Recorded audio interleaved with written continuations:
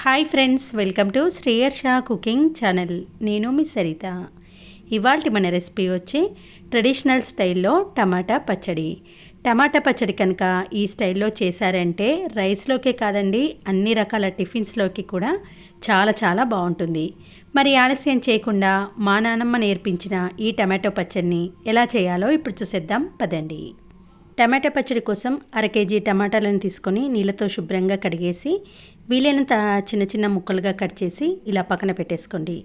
తర్వాత stove on చేసి ఒక ప్యాన్లోకి 1 టీ స్పూన్ వరకు జీలకర్ర, 1/2 టీ స్పూన్ వరకు మెంతులు, 1 టేబుల్ స్పూన్ వరకు ధనియాలను వేసుకొని మంటను మీడియం ఫ్లేమ్లో పెట్టుకొని డ్రై రోస్ట్ చేసుకోవాలి. ఇవి కొద్దిగా వేగి మంచి వాసన వచ్చినప్పుడు వీటిలోకి 2 నుంచి 3 టేబుల్ స్పూన్ల నువ్వులను వేసుకోవాలి. నువ్వులు చాలా త్వరగా వేగుతాయి కాబట్టి అవన్నీ వేగిన తర్వాతనే నువ్వులను వేసుకొని మంటను మీడియం ఫ్లేమ్లో పెట్టుకొని మరొక 2 మినిట్స్ పాటు కలుపుతూ వేయించుకోండి. ఇవన్నీ వేగిన తర్వాత చిన్న మిక్సీ జార్లో తీసి పక్కన పెట్టేయండి. ఇదే ప్యాన్లోకి 1 టేబుల్ స్పూన్ ఆయిల్ వేసుకొని 15 నుంచి 16 వరకు పచ్చిమిర్చిని కట్ చేసి వేసుకోండి. పచ్చిమిర్చిలోని కారాన్ని బట్టి పచ్చిమిర్చి వేసుకోవాలి. 1/2 కేజీ టమాటాలకైతే 15-16 పచ్చిమిర్చి కరెక్ట్గా సరిపోతాయి. పచ్చిమిర్చి ఇలా ఆయిల్లో వేగిన తర్వాత వీటిని తీసి పక్కన పెట్టేయండి. ఇదే ప్యాన్లోకి 1 టేబుల్ స్పూన్ ఆయిల్ వేసుకొని గుప్పెడు మెంతంకుర ఆకులను నీళ్ళతో శుభ్రంగా కడిగి మెంతి ఆకులను వేసి కలుపుతూ ఒక 2 మినిట్స్ పాటు ఫ్రై చేయండి. చూడండి, మెంతి ఆకు పూర్తిగా మగ్గిన తర్వాతనే మనం కట్ చేసి పెట్టుకున్న టమాటా ముక్కలను వేసి మెంతంకుర ఆకు టమాటా ముక్కలు కలిసేలా కలిపేసి 1 టీ స్పూన్ పసుపు వేసి కలిపేయండి. మూత పెట్టి సిమ్లో 5 మినిట్స్ పాటు మగ్గించాలి. చూడండి, 5 నిమిషాల్లో టమాటా ముక్కలు పూర్తిగా ఇలా మగ్గిపోయి కొంచెం లిక్విడ్ స్టేజ్లోకి వస్తుంది. ఇప్పుడు దీంట్లోకి చిన్న నిమ్మకాయ సైజ్ అంత చింతపండు రేకులు, 5-6 వెల్లుల్లి రెబ్బలు, గుప్పెడు కొత్తిమీర తరుగును వేసి కలుపుతూ 1 నిమిషం పాటు ఉడికించాలి. చింతపండు కొంచెం మెత్తగా అవుతుంది కదా, ఇప్పుడు దీంట్లోకి రుచికి సరిపడా రాక్ సాల్ట్ని వేసి మరోసారి కలిపేసి స్టవ్ ఆఫ్ చేసి కొద్దిగా చల్లారే వరకు పక్కన పెట్టేయండి. ఇప్పుడు మనం ముందుగా వేయించుకున్న జీలకర్ర, మెంతులు, నువ్వులను మిక్సీ జార్లోకి వేసుకొని కొంచెం కోర్సుగా గ్రైండ్ చేసుకోవాలి.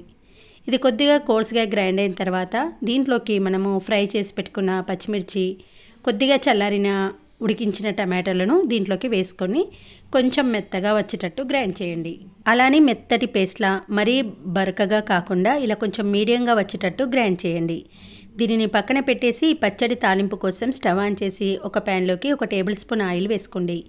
ఆయిల్ వేడెక్కిన తర్వాత 1/2 టీ స్పూన్ ఆవాలు, 1/2 టీ స్పూన్ జీలకర్ర, ఇది వేగిన తర్వాత 5-6 ఎండుమిర్చిని వేసుకోండి. కొన్ని కరివేపాకు రెమ్మలను వేసుకొని 1/2 టీ స్పూన్ వరకు పసుపును కూడా వేసుకోండి.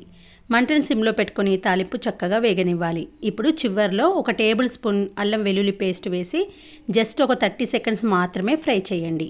ఇప్పుడు తాలింపు వేడిగా ఉన్నప్పుడే స్టవ్ ఆఫ్ చేసుకొని ఈ తాలింపును మనం గ్రైండ్ చేసుకున్న టమాటా పచ్చడిలో వేసి కలిసేలా కలిపేయండి. అంతేనండి, ఎంతో కమ్మటి టమాటా మెంతి పచ్చడి రెడీ అయిపోయింది.